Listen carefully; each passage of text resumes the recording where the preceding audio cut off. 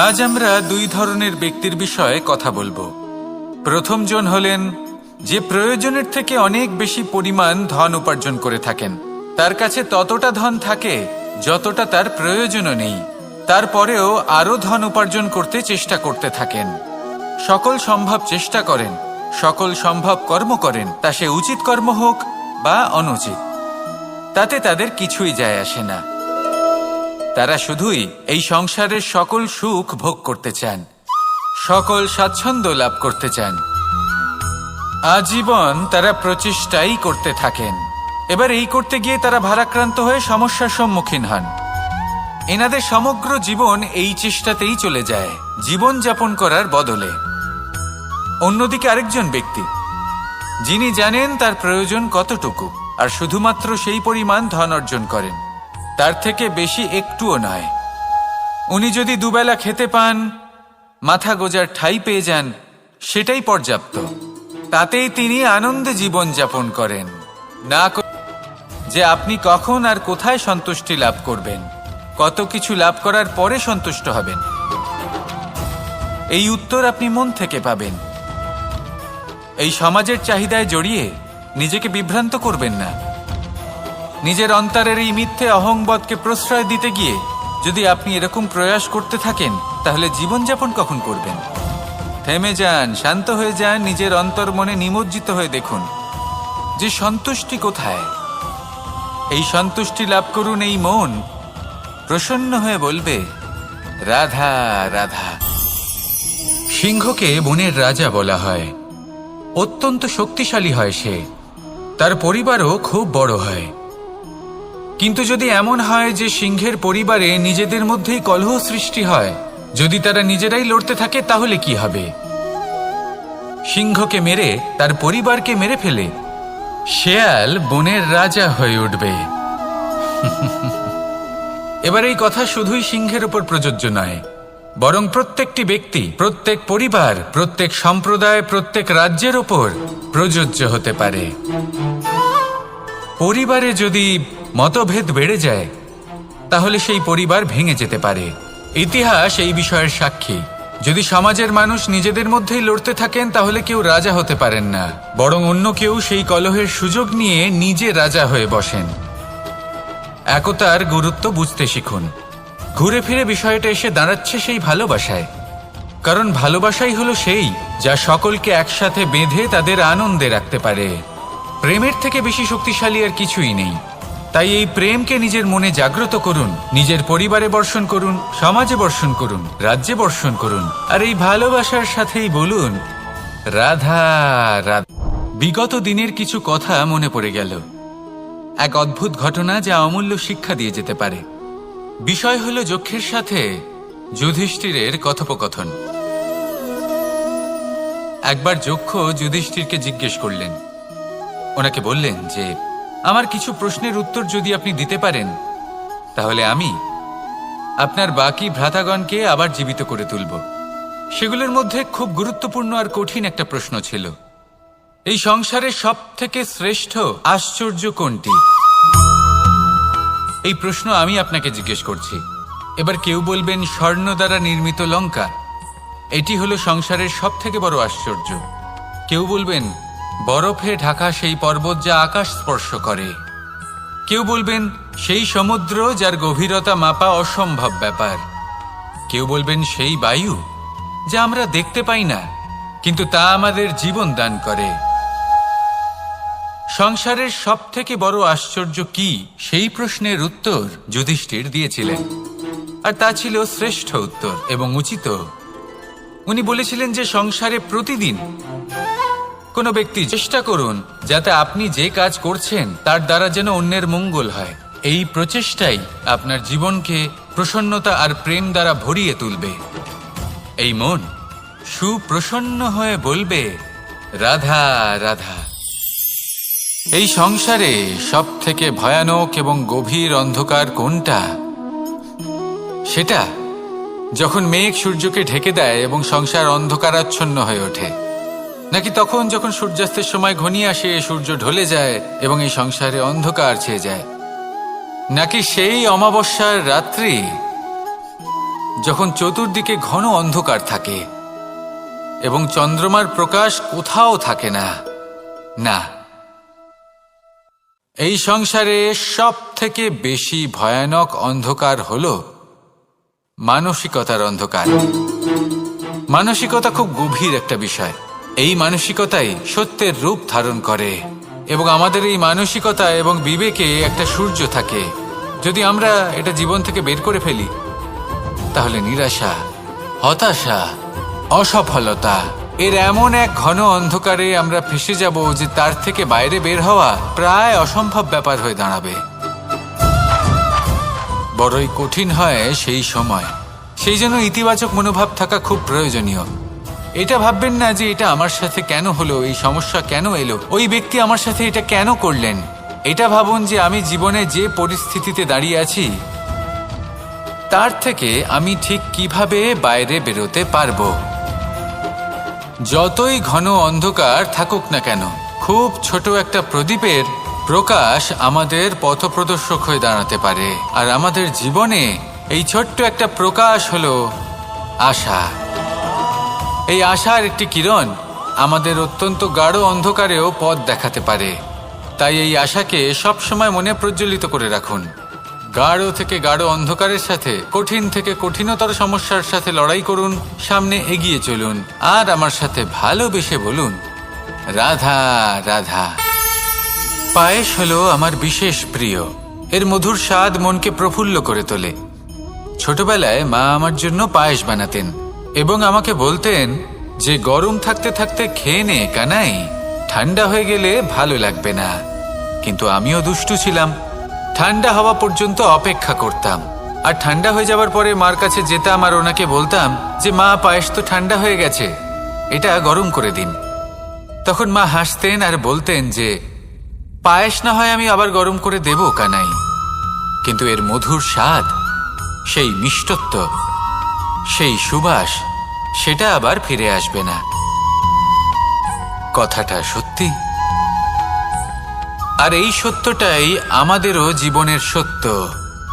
আমাদের জীবনের মধুর সম্পর্কগুলি, এতে যখন কটুভাব প্রবেশ করে তখন সেই মিষ্টত্ব ফিরিয়ে আনা প্রায় অসম্ভব ব্যাপার হয়ে যায়।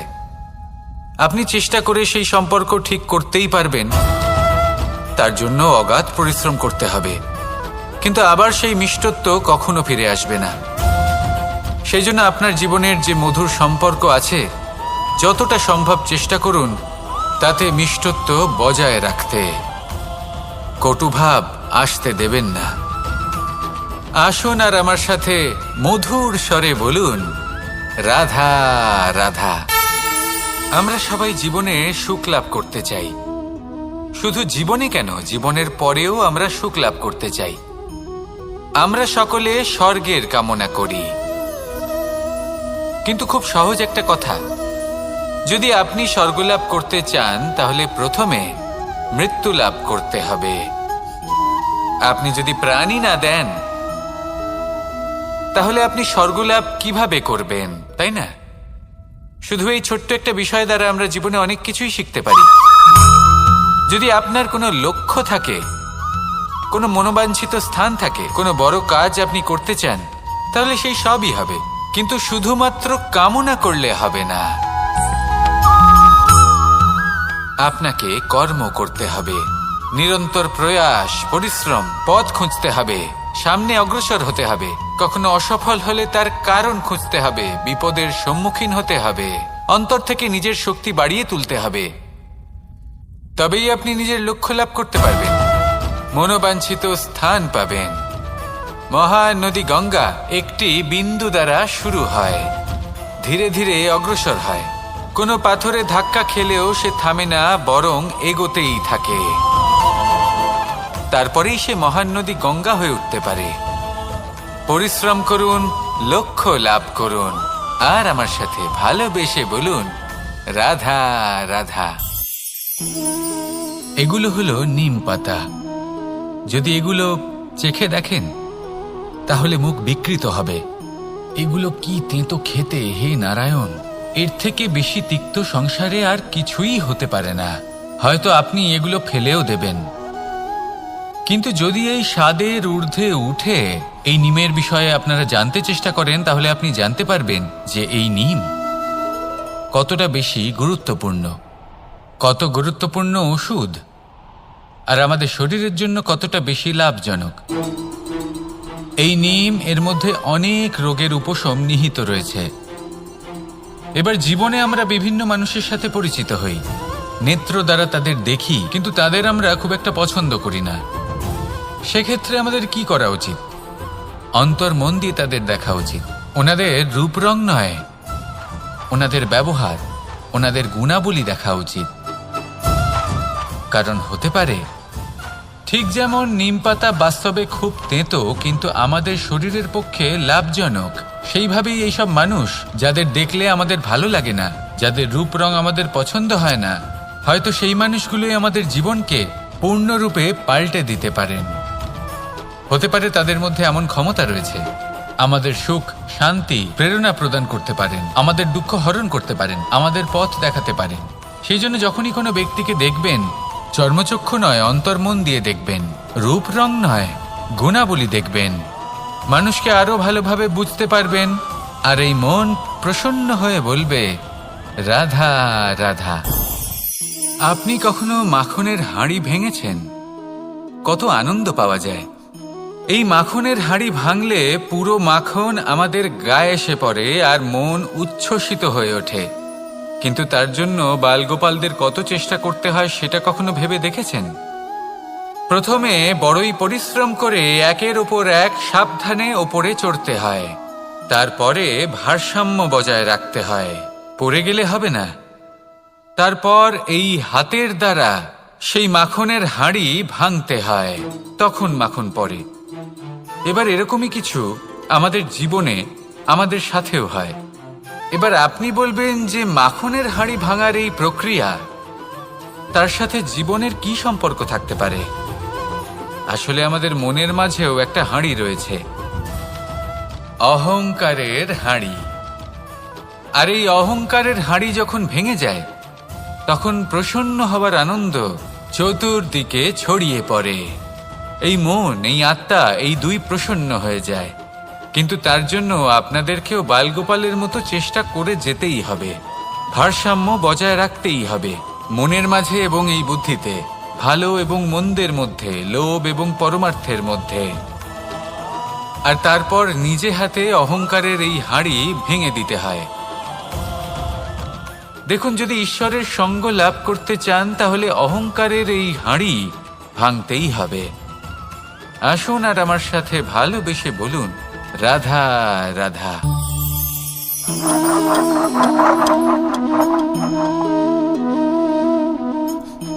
কোনো ব্যক্তিকে নিশ্চয়ই দেখেছেন যিনি নিজে কাঠ কাটার এই কাজে নিপুণ এবং অভিজ্ঞ। এবার আপনারা দেখবেন যে তার মনোযোগ সমস্ত কাঠের ওপর থাকে না, তার মনোযোগ থাকে শুধুমাত্র একটা কাঠের ছোট্ট একটি অংশের ওপর, যেখান থেকে তার টুকরো করা হচ্ছে। কিন্তু সেটা উনি কেন করেন? যদি এটা উনি না করেন তাহলে সেই কাঠ সঠিক পদ্ধতি এবং তাড়াতাড়ি কাটা যাবে না। জীবনেও তাই হয়ে থাকে। আপনি হয়তো কোনো লক্ষ্য স্থির করেছেন বা পথ নির্বাচন করেছেন বা কাজ স্থির করেছেন যেটা আপনি করেই ছাড়বেন। তাহলে নিজের সম্পূর্ণ মনোযোগ শুধুমাত্র তার উপর কেন্দ্রীভূত করুন। যদি আপনার মন এদিক ওদিক তাকাতে থাকে, অস্থির হয়ে পড়ে, বিচলিত হয়ে পড়ে, যদি তা হয়ে থাকে তাহলে আপনি অবশ্যই অসফল হবেন।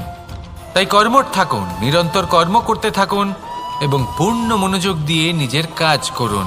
নিজের পথে অগ্রসর হন বা নিজের লক্ষ্য প্রাপ্ত করতে চেষ্টা করুন।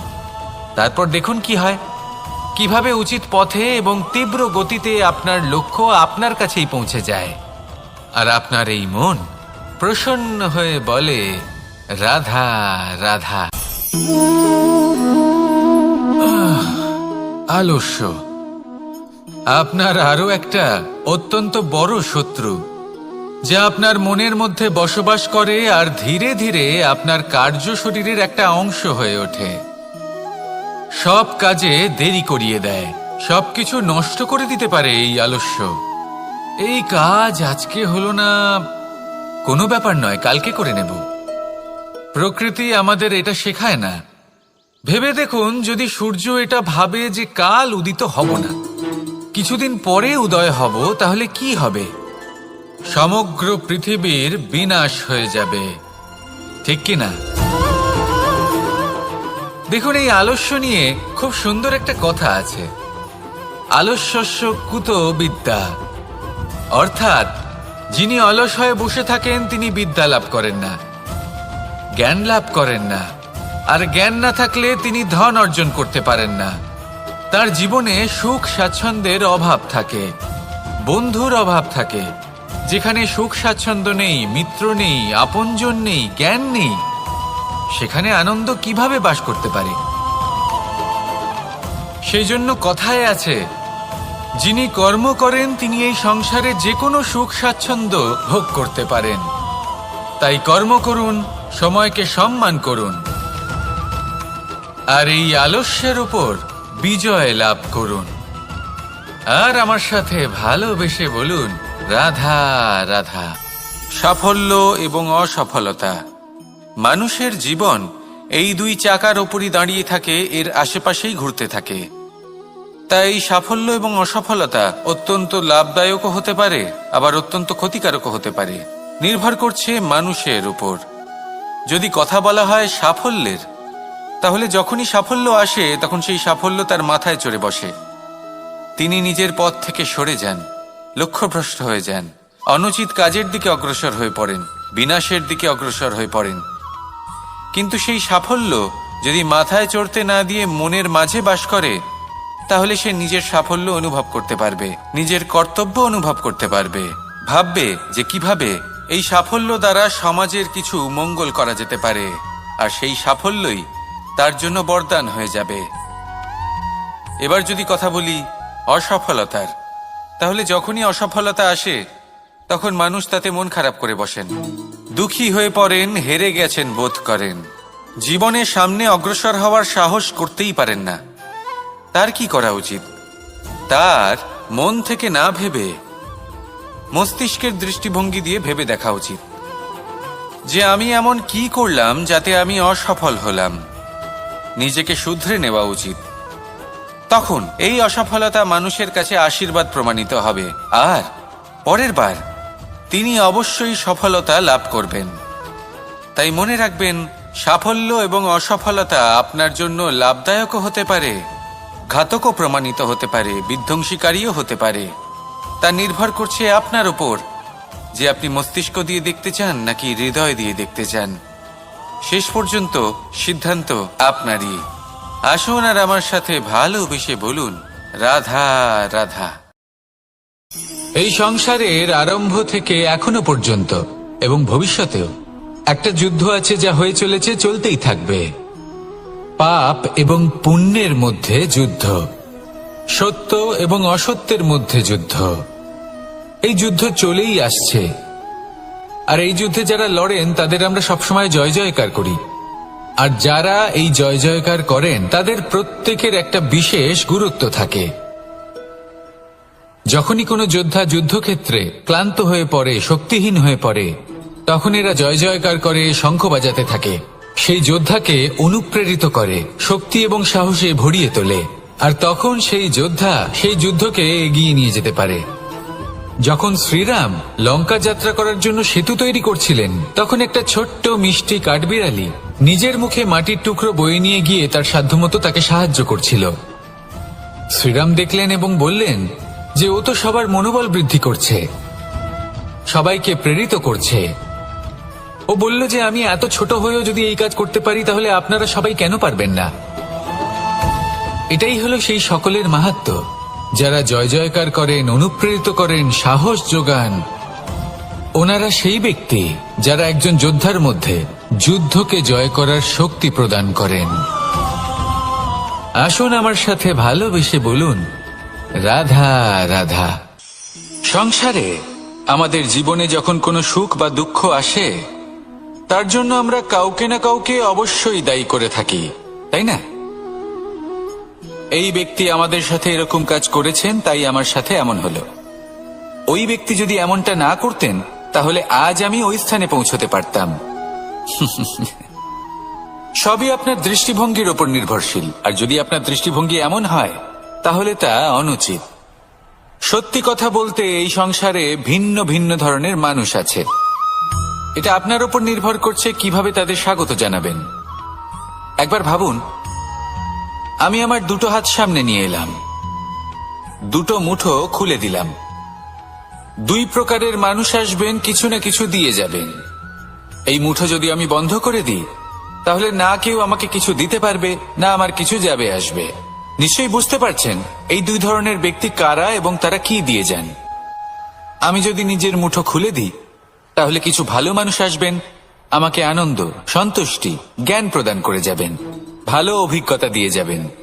কোনো খারাপ ব্যক্তি যদি আসেন তাহলে তিনিও খারাপ অভিজ্ঞতা দেবেন, যার থেকে আমি শিক্ষা লাভ করব। এই সব কিছু আমি লাভ করতে পারি। মুঠো যদি বন্ধ করে রাখি তাহলে আমি কিছুই পাবো না। দেখুন, এই সংসারে প্রত্যেকের জীবনে এইরকম। প্রত্যেকের জীবনে সবকিছুই আছে, ভালো খারাপ দুই মানুষই আছে, ভালো অভিজ্ঞতা আছে, খারাপ অভিজ্ঞতা আছে। নির্ভর করছে আপনার উপর যে আপনি কি করবেন, এনাদের স্বাগত কিভাবে জানাবেন, কার থেকে কি বুঝবেন, কি শিখতে পারবেন, আর কোন দৃষ্টিভঙ্গি নিয়ে অগ্রসর হবেন। এটাই নির্ধারণ করবে যে আপনার জীবন কেমন হবে। আসুন আমার সাথে ভালোবেসে বলুন, রাধা রাধা। এটা হলো একটা সাদা পাতা। এবার এতে আমি যাই লিখব সেটাই এর অস্তিত্ব হবে। এতে আমি প্রেমের কিছু কথা লিখে একে প্রেম পত্র বানিয়ে তুলতে পারি। মাতা পিতার জন্য একটা শুভ সংবাদ লিখতে পারি। শত্রুর বিষয়ে সতর্ক করব বলে সেনাকে একটা সংবাদ লিখতে পারি। দ্বারকাবাসীর জন্য কোনো সংবাদ পাঠাতে পারি। যাই লিখব এই পত্র সেটাই হয়ে উঠবে। সেই রকমই হলো আমাদের জীবন। আমরা যেমন কর্ম আমরা করব, আমাদের অস্তিত্ব এবং ব্যক্তিত্ব ঠিক তেমনই হয়ে উঠবে। যদি আপনি একটা অসাধারণ, উজ্জ্বল এবং সম্মানজনক জীবনযাপন করতে চান তাহলে তার একটা রহস্য আপনাকে বলি। যেমন কথন হবে, কর্ম তেমন হবে। অর্থাৎ যতটুকু বলেছেন ততটুকুই করুন, আর যতটুকু করেছেন ততটুকুই বলুন। এই একটা নিয়ম যদি আপনারা পালন করেন তাহলে এই সংসারের সমস্ত পণ্ডিত আপনাকে অবশ্যই সম্মান করবেন। তাহলে এটাই করুন আর আমার সাথে ভালোবেসে বলুন, রাধা রাধা। কখনো কোনো পাখিকে দেখেছেন? যখন সে প্রথমবার উড়তে চেষ্টা করে সে বাসা থেকে মাটিতে পড়ে যায়, কিন্তু সে হার মানে না, চেষ্টা করতে থাকে, করতেই থাকে, ডানা ঝাপটাতে থাকে, আর তারপর সে উড়তে শেখে। গোল শালগ্রাম শিলাকে দেখুন, পর্বত থেকে খসে পড়ে, ধাক্কা খায়, জলের প্রবাহ দ্বারা ঘর্ষিত হয়, তারপরে তা শালগ্রামে পরিণত হয়। ভেবে দেখুন, যদি কোনো পাখি প্রথমবার উড়তে গিয়ে এটা ভাবে যে না না, যদি আমি পড়ে যাই তবে, আমার যদি আঘাত লাগে তবে, আর যদি ভয়ের কারণে সে শুরুই না করতে পারে, চেষ্টাই না করে, তাহলে কি সে উড়তে শিখবে? কখনোই নয়। এটাই, এর দ্বারা ভয়ভীত হবেন না। আসুন আর আমার সাথে ভালোবেসে বলুন, রাধা রাধা। যদি আমি আমার চোখ বেঁধে কোনো একটা নির্দিষ্ট দিকে নিজের সমস্ত শক্তি প্রয়োগ করে ছুটে যাই তাহলে কি হবে? আমি কোথাও ধাক্কা খেতে পারি, নিজের ক্ষতি করতে পারি, কোথাও পড়ে যেতে পারি, তাই না? অর্থাৎ এটা নিশ্চিত এই কাজ আমার করা উচিত নয়। কিন্তু আজকের দিনে প্রত্যেকটা মানুষ এই কাজই করছেন, তাই না? কোনো কাজ করার পূর্বে সেই কাজের বিষয়ে সম্পূর্ণ তথ্য কোথায় সংগ্রহ করছেন? শুধু এটুকু জানেন যে এই কাজটা করলে কত ধন অর্জন করবেন আর কত নাম হবে, আর ব্যাস সামনে এগিয়ে যান। এটা উচিত নয়। পূর্ণরূপে যে কোনো কাজ করার আগেই সেই কাজের বিশ্লেষণ করে নেওয়া উচিত, তা বুঝে নেওয়া উচিত, এবং সেই বিষয়ে অবশ্যই খেয়াল রাখা উচিত যে আপনার শরীর এবং আপনার মন এই কাজ করার জন্য কি প্রস্তুত রয়েছে। যদি তা না হয় তাহলে প্রথমে নিজেকে শুধরে নিন, তারপরে সেই কাজ করুন। যদি এইভাবে জীবনে সামনে এগোন তাহলে সাফল্যের সম্ভাবনা জীবনে অনেক বেশি বেড়ে যাবে। তাহলে এটাই করুন আর আমার সাথে ভালোবেসে বলুন, রাধা রাধা। এই সংসারের সব থেকে বড় যোদ্ধা কে? কেউ বলবেন অর্জুন, কেউ বলবেন ভীম, কেউ বলবেন হনুমান আদি ইত্যাদি। কিন্তু এই সংসারের সব থেকে বড় যোদ্ধা আপনার মনের ভেতরে আছে, আপনার মনের মধ্যে আছে। সেই ব্যক্তি সব থেকে উঁচুতে পৌঁছতে পারেন যিনি নিজের অন্তরের খামতি বুঝতে পারেন, নিজের দোষ বুঝতে পারেন, তার সাথে লড়াই করেন এবং তার উপর বিজয় লাভ করেন। যে ব্যক্তি এটা শিখতে পারেন, যে ব্যক্তি এটার উপর জয়লাভ করতে পারেন, তিনি হলেন সব থেকে বেশি শক্তিশালী, সব থেকে বেশি বীর এবং সব থেকে বেশি পরাক্রমী ব্যক্তি। আমরা সকলে এই সংসারকে পাল্টাতে চাই। তার জন্য প্রথম পদক্ষেপ আপনাকে নিতে হবে, নিজেকে দোষমুক্ত করতে হবে। যদি মানুষ নিজের অন্তরের দোষ বুঝতে পারেন এবং নিজেকে দোষমুক্ত করতে পারেন, তাহলে এই সংসার নিজে থেকেই দোষমুক্ত হয়ে যাবে, তাই না? তাহলে নিজেকে দোষমুক্ত করুন আর আমার সাথে ভালোবেসে বলুন, রাধা রাধা। মানুষের জীবন সবসময় ন্যায় আর অন্যায়ের মাঝে ঘুরপাক খেতে থাকে। প্রত্যেক মানুষের মনে হয় কোথাও না কোথাও তার সাথে অন্যায় হচ্ছে। কেউ বলেন যে ভাগ্য আমার সাথে অন্যায় করেছে, কেউ আবার বলেন এই সংসার আমার সাথে অন্যায় করেছে। আর প্রত্যেকেই ন্যায় বিচার চাইতে বৈঠক দাবি করে বসেন। কখনো এই বিচার গৃহে যান, আবার কখনো ওই বিচার গৃহে। যদি সত্যি কথা বলি, এই সংসারের সব থেকে বড় বিচার গৃহ আপনার কাছেই রয়েছে, আপনার মন। আপনার মনই হলো সব থেকে বড় বিচার গৃহ। এ খুব ভালো করেই জানে কি শুদ্ধ আবার কি অশুদ্ধ, এর শুভ অশুভর জ্ঞান রয়েছে, এ সব জানে। দেখতে গেলে প্রত্যেকটা মানুষ যদি নিজের মনের কথা শোনেন, তাহলে তিনি ভালোভাবেই বুঝতে পারবেন তিনি কি উচিত করেছেন আর কি অনুচিত। দিনে একবার রাত্রের নিদ্রায় যাওয়ার পূর্বে নিজের সাথে বসুন, চোখ বন্ধ করুন আর বিচার করুন আজ আপনি কি উচিত করেছেন আর কি অনুচিত। আপনার মন সঠিক বিচার তখনই করে দেবে। আসুন আমার সাথে ভালোবেসে বলুন, রাধা রাধা। আপনি কখনো কোনো পাথরের বুক চিরে বয়ে চলা কোনো নদী দেখেছেন? পাথর নদীর সামনে নত হয়ে যায়, তাকে বাধা দিতে চেষ্টা করে কিন্তু কখনো বাধা দিতে পারে না। এই নদী হলো ততটাই শক্তিশালী, কিন্তু এর আরম্ভ কোথা থেকে হয়? দূরে কোথাও কোনো পর্বতের চূড়াতে এক বিন্দু জল ঝরে পড়ে আর তার সাথে হিম গলিয়ে দেয়। তারপর জলের শক্তি বৃদ্ধি পায়, তারপর অনেক বিপদের সম্মুখীন হয় আর অনেক ধরনের বাধা সে অতিক্রম করে।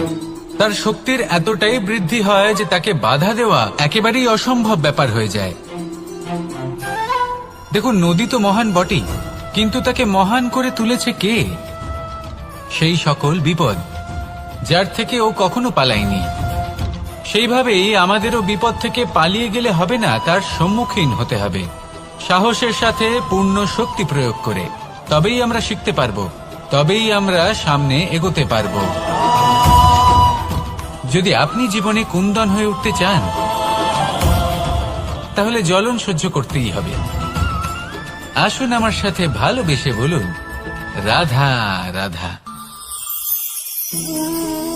এ হলো গোলাপ ফুল। একে আমরা সকলেই চিনি। সমগ্র সংসার ভালোবাসে এই পুষ্পকে। এই ফুল দেখতেও সুন্দর। সবথেকে বেশি গুরুত্বপূর্ণ কথা হলো এর সুগন্ধ, যা দূর দূরান্ত থেকে ব্যক্তিদেরকে আকৃষ্ট করে। এই সুন্দর পুষ্প একটু মন দিয়ে দেখলেই দেখা যায় এর নিচে কাঁটা রয়েছে। এই সংসার বলে, এ প্রকৃতির কেমন রচনা, এত কোমল পুষ্প, এটা কি তীক্ষ্ণ কাঁটা সহ প্রস্ফুটিত হয়? এটাই হলো জীবনের সত্য। আমাদের অন্তরের সদ্গুণ, সেগুলিও এই ফুলের মতোই সুন্দর। সংসারের সৌন্দর্য দেখতে পায়, এর সুগন্ধ চতুর্দিকে ছড়িয়ে পড়ে। কিন্তু এই সদ্গুণ জাগ্রত করে তোলার জন্য কঠোর পরিশ্রম করতে হয়, প্রতিনিয়ত চেষ্টা করে যেতে হয়। তাই জন্য যদি আপনি জানেন আপনার পথ উচিত, কিন্তু তা কাঁটায় পরিপূর্ণ, তাহলে থামবেন না, চলতে থাকুন। একবার যদি অন্তরের সদ্গুণ জাগ্রত হয়, তাহলে এই সংসার এর সৌন্দর্য দেখবে আর সুগন্ধে আকর্ষিত হয়ে আপনার কাছে আসবে। এই মন, এই জীবন প্রসন্ন হয়ে বলবে, রাধা রাধা। মোহনের বাঁশির এই সুর, এই সঙ্গীত কার না পছন্দ হয়, সবারই খুব ভালো লাগে। এবার এই সুর আসে কোথা থেকে? কেউ বলবেন কৃষ্ণের হৃদয় থেকে। সত্য কথা, এই সুর হৃদয় থেকে নির্গত হয় এবং প্রকট হয় এই বাঁশি থেকে। এই বাঁশিটাকে দেখুন, এই ছিদ্রগুলি দেখুন, প্রত্যেকটা সুর থেকে নিজস্ব একটা স্বর নির্গত হয়। এবার যে ব্যক্তি এই সমস্ত সুর এবং স্বর বুঝতে পারেন, এতে নিপুণ, তিনি এই বাঁশির দ্বারা যে সুর নির্গত করবেন তা তো মধুর অবশ্যই হবে। এবার জীবনের সাথেও কিছুটা এরকমই ঘটে। জীবনের কিছু নীতি থাকে, অর্থ, কুটুম্ব এবং আধ্যাত্মিক। যদি জীবনের প্রত্যেকটা মুহূর্ত সুখময় হয় এরকম আপনি চান, তাহলে এই তিনটি নীতিতে আপনাকে নিপুণ হতে হবে। কোনো একটি বিশেষ নীতির প্রতি যদি আপনি বেশি ঝুঁকে পড়েন, তাহলে বাকি দুই নীতি থেকে যা সুখ লাভ করা সম্ভব তা পারবেন না। ধন অর্জন করতে হবে পরিবারের জন্য, পরিবারের সুখ মনের শান্তির জন্য, মনে শান্তির প্রয়োজন মনের শুদ্ধতার জন্য। যখন এই মন শুদ্ধ হবে, জীবন শুদ্ধ হবে, পবিত্র হবে, সুন্দর হবে এবং ভালোবেসে বলবে, রাধা রাধা। জল, এ হলো জীবনের আধার পঞ্চতত্ত্বের মধ্যে একটি, আর অত্যন্ত বিশেষ। এর থেকে অনেক বড় শিক্ষা পাওয়া যায়। এই জল, গন্তব্যের বিষয়ে এর স্পষ্ট ধারণা আছে। ও জানে ওর লক্ষ্য কি, আর প্রয়াস করে ততদূর সে পৌঁছেও যায়। এটি পর্বত থেকে বয়ে নিচে নেমে আসে, নদীর সাথে সমাহিত হয়ে তার সাথে বয়ে চলে, চিরসবুজ বনানী গড়ে তোলে, প্রাণীদের তৃষ্ণা নিবারণ করে, সামনে এগিয়ে চলে, মানুষের সাথে মিলিত হয়। যারা একে বাঁধের মধ্যে বেঁধে রাখতে চেষ্টা করে, সে বন্দি দশাতেও থেকে যায়, মানুষের কল্যাণ করে। তারপর বাঁধ থেকে মুক্তি পেয়ে এগিয়ে চলে, কোথাও ধাক্কা খায়, কোথাও বাধা পড়ে, কোথাও যদি পথ খুঁজে না পায় তাহলে পথ খুঁজেই নেয়, আর যেখানে পথ থাকে না সেখানে পথ বানিয়ে নেয়, আর শেষ পর্যন্ত নিজের লক্ষ্যে পৌঁছেই যায়, অর্থাৎ সমুদ্রে গিয়ে সমাহিত হয়ে যায়। আমাদেরও কিছুটা এরকমই হয়ে উঠতে হবে। যেখানেই যাবেন সকলের কল্যাণ করুন, সামনে এগোন। আপনি কোথাও পড়ে গেলে, ধাক্কা খেলে আঘাত লাগবেই, উত্থান পতন লেগেই থাকে। সামনে এগোতে থাকুন।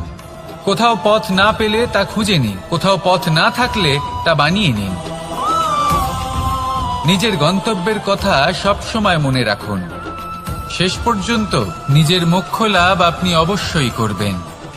আর আমার সাথে ভালোবেসে বলুন, রাধা রাধা। জীবনের প্রত্যেক মুহূর্ত আমাদের কিছু না কিছু শিক্ষা দেয়, নির্ভর করছে আমাদের দৃষ্টিভঙ্গির উপর। যেমন নদী হলো আমার অত্যন্ত প্রিয়, নদীতে ভ্রমণ করতে আমার খুব ভালো লাগে। কি বলেন? নদীতে সবসময় নতুন কিছু থাকে, ও পুরনো কিছুই নিয়ে বসে থাকে না, সবসময় প্রবাহমান, কখনো থামে না। ততক্ষণ থামে না যতক্ষণ না সাগরে গিয়ে সমাহিত হচ্ছে। ঠিক এইভাবেই আমাদেরও উচিত নিজের জীবন অতিবাহিত করা, নদীর মতো। প্রত্যেক মুহূর্ত নতুন, তাই সেইভাবেই জীবন যাপন করুন। পুরনো কিছুই একত্রিত করে রাখবেন না, বিগত স্মৃতির মাঝে নিজেকে হারিয়ে ফেলবেন না। এই যে বর্তমান, এই যে মুহূর্ত, সেটাই হলো সর্বশ্রেষ্ঠ। এর মাঝেই জীবন যাপন করুন, নদীর মতো প্রবাহমান হতে শিখুন। আপনি শিখে গেলে তাহলে মনে রাখবেন, আমার আপনার মাঝে বিচরণ করতে বড়ই ভালো লাগবে। যে ব্যক্তি আনন্দের সাথে জীবনের প্রত্যেকটা মুহূর্ত অতিবাহিত করে কোনো চিন্তা ছাড়াই, প্রবাহমান হয়, কখনোই থামে না, যতক্ষণ না মুক্তি লাভ করছেন, এমন ব্যক্তির মধ্যেই রাধাকৃষ্ণ বসবাস করেন। তাহলে আসুন আমার সাথে ভালোবেসে বলুন, রাধা। সব থেকে গুরুত্বপূর্ণ তত্ত্ব কোনটা? প্রথম হলো সময়। জন্ম থেকে মৃত্যু পর্যন্ত এই যে সময়, এটাই তো হলো জীবন। দ্বিতীয় হলো জীবন, যাতে আমরা সময়ের সদ্ব্যবহার করি, শ্রেষ্ঠ থেকে শ্রেষ্ঠতর কাজ করার চেষ্টা করি, বহু বছরের এই পরম্পরা, এই সংস্কৃতিকে এগিয়ে নিয়ে যাওয়ার চেষ্টা করি, এই সংসারে আমরা অংশগ্রহণ করতে চেষ্টা করি। তৃতীয় হলো ধন, সেই ধন যা প্রত্যেক ব্যক্তি অর্জন করতে চেষ্টা করেন। এবার এই তিনটি তত্ত্বের মধ্যে একটা সামঞ্জস্য আছে, সমান ব্যাপার আছে, সে ধনই হোক বা সময় হোক বা হোক জীবন। আর সেই সমান ব্যাপার হলো যে যদি আপনি এটা গণনা করতে থাকেন তাহলে তা কমতে থাকে, যদি আপনি এটা ব্যবহার করেন তাহলে তা বাড়তে থাকে। একে সংগঠিত করে রাখতে চেষ্টা করলে এ হাত থেকে ফসকে যায়, কিন্তু যদি আপনি একে সামলে রাখতে শিখে যান তাহলে এমন কাজ করবেন যাতে সংসারের সাথে সাথে পরবর্তী প্রজন্ম লাভবান হবে। যদি কিছু শিখতে চান তাহলে সামলাতে শিখুন, গণনা করা বা সংগঠিত করা নয়। আসুন আর আমার সাথে ভালোবেসে বলুন, রাধা রাধা। এই জীবনে আমাদের দুজন সঙ্গী, এক হলো অন্ধকার আর এক হলো প্রকাশ। এবার যখন এই অন্ধকারে আমরা প্রদীপ জ্বালাই, সেই প্রকাশের জন্য অন্ধকার আমাদের উপর রুষ্ট হয়ে চলে যায়। এবার যদি অন্ধকারকে খুশি করতে যাও তাহলে প্রকাশ আমাদের উপর রুষ্ট হয়ে চলে যায়। এ হলো ঠিক সেই পরিস্থিতি যে আমাদের দুই বন্ধু, তাদের মধ্যে সদ্ভাব নেই। যদি কোনো একজনের মান ভাঙাতে বা খুশি করতে যাও তাহলে দ্বিতীয়জন অবশ্যই রুষ্ট হয়। সেই অবস্থায় আপনাকে বোঝদারের মতো কাজ করতে হবে, যে কখন কাকে সমর্থন করতে হবে, কখন কার সাথে চলতে হবে। যদি পারেন তাহলে সকলকে একসাথে নিয়ে চলবেন। যদি কোনো মানুষের মধ্যে বনিবনা না হয় তাহলে তাদের মধ্যে সামঞ্জস্য বজায় রেখে সংসারের রীতিনীতির চক্র চালিত করা, এটাই তো হলো মনুষ্য জীবন। এবার এটা কিভাবে করা সম্ভব? শুধুমাত্র প্রেমের দ্বারা। তাহলে এইভাবেই সবাইকে প্রেমের দ্বারা বেঁধে রাখুন আর আমার সাথে ভালোবেসে বলুন, রাধা রাধা। কিছু মানুষ বড়ই বিচিত্র হন, এমন ভাবে জীবনযাপন করেন যেন তাদের কোনোদিন মৃত্যুই হবে না। নিজেদের অহংকারের বশে একটা কথা ভুলে যান, যে যতই তারা নিঃশ্বাস নিচ্ছেন, যতই তারা জীবনযাপন করছেন, ততই তারা মৃত্যুর দিকে এগিয়ে চলেছেন। কারণ আমাদের এই জীবন তার নিঃশ্বাসের উপর নির্ভরশীল। নিঃশ্বাস চলছে মানে জীবন চলছে। নিঃশ্বাস যদি থেমে যায় তাহলে জীবনও থেমে যাবে। আমাদের জীবনের প্রদীপ যে কোনো মুহূর্তে নিভে যেতে পারে, আর কত সময় বাকি রয়েছে সেই বিষয়ে আমাদের কোনো ধারণাই নেই। তাই যে মুহূর্ত আমরা এখন যাপন করছি সেটার সদ্ব্যবহার করে নেওয়া যাক, কোনো শুভ কর্ম করে নেওয়া যাক, এমন কোনো কর্ম যার দ্বারা আমাদের ব্যক্তিত্বতে এমন এক চমক আসে যে আমাদের মৃত্যুর পরেও এই সংসার আমাদের চিরস্মরণীয় করে। কারণ একটা কথা ঠিক, মৃত্যু হলো একটা অটল সত্য, তাকে মেনে নিতেই হবে, স্মরণীয় করে রাখতেই হবে। যে সময় আছে তার সদ্ব্যবহার করুন আর আমার সাথে ভালোবেসে বলুন, রাধা রাধা। এই সংসারের সব থেকে বড় সুখ কি? কেউ বলবেন নিজের লক্ষ্য প্রাপ্ত করা, কেউ বলবেন ধন উপার্জন করা, কেউ বলবেন নিদ্রাই সব থেকে বড় সুখ, কেউ বলবেন রাজ্য লাভ করা, আবার কেউ বলবেন মাতার হাত থেকে খাবার খাওয়া, আদি ইত্যাদি। কিন্তু যদি সত্যি কথা বলি, এই সংসারের সব থেকে বড় সুখ হলো সেবা করা। কখনো কাউকে সেবা করে দেখুন। এই সেবা দ্বারা অন্য কোনো মানুষের আশীর্বাদ লাভ করাতেই সুখ রয়েছে। আপনার সেবা ভাব দ্বারা যখন কোনো মানুষ নিজের অন্তরাত্মা থেকে আপনাকে আশীর্বাদ করে, তার থেকে বড় সুখ আর কিছুই নেই।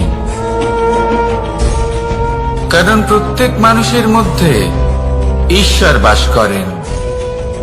নরের সেবাই হলো নারায়ণের সেবা।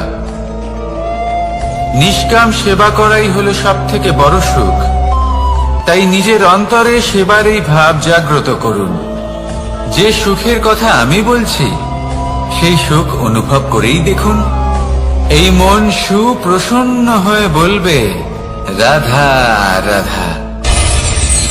মানুষের এই জীবন, মানুষ জন্ম নেয়, একটা নির্দিষ্ট সময়ের পরে এই সংসার ত্যাগ করে চলেও যায়।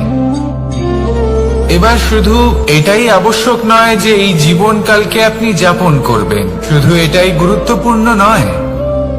আবশ্যক এবং গুরুত্বপূর্ণ হলো এটা যে এই জীবনকালে আপনি এমন কিছু করেন যাতে এই সংসারের মঙ্গল হয়, যাতে এই সংসার আপনাকে মনে রাখে, আপনার থেকে প্রেরিত হয়, আপনার মতো হতে চায়।